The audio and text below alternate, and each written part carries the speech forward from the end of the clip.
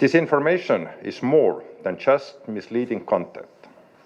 It is a direct threat to the very fabric of democracy. The report reveals how disinformation narratives were propagated not only by domestic political actors, but also by external forces, with narratives aiming to destabilize public confidence in Kosovo electoral process.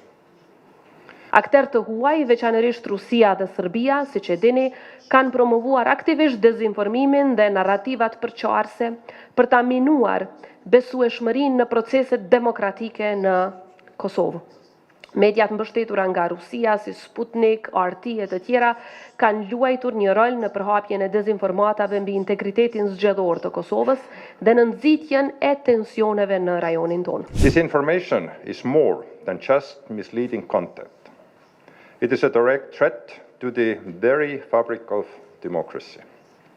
It manipulates public opinion, fuels division, and undermines trust in institutions.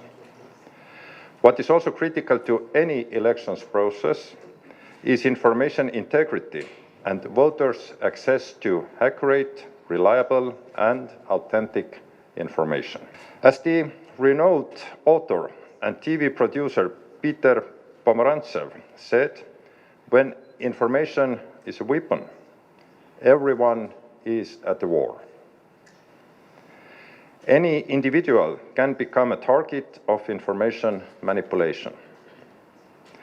Today's findings, based on extensive analysis done by Birn Kosovo, will explain how this phenomenon played out during the elections period, who was behind it, and the far-reaching impact it had on the democratic process. The report reveals how disinformation narratives were propagated not only by domestic political actors, but also by external forces, with narratives aiming to destabilize public confidence in Kosovo electoral process.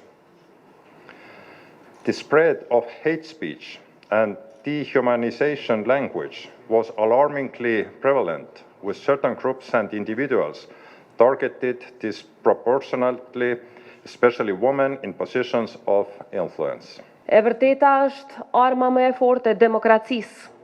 Ka qenë gjithnjë, mbetet edhe sot. Prandaj kur sulmohet e vërteta, sulmohet vetë liria. Sulmohen vetë vlerat demokratike mbi të cilat është ndërtuar shteti ynë me shumë mund e sakrificë. Në epokën në të cilën po jetojmë, lajmi i rrem mund të përhapet më shpejt se sa e vërteta.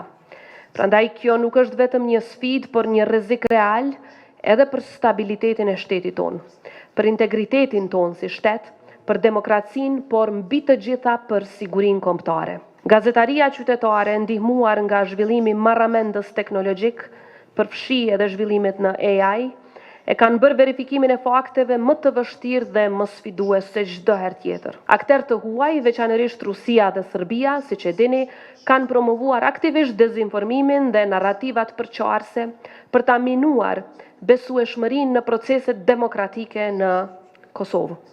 Mediat mbështetura nga Rusia, si Sputnik, RT e të tjera, kanë luajtur një rol në përhapjen e dezinformatave mbi integritetin zgjedhor të Kosovës dhe në nxitjen e tensioneve në rajonin tonë.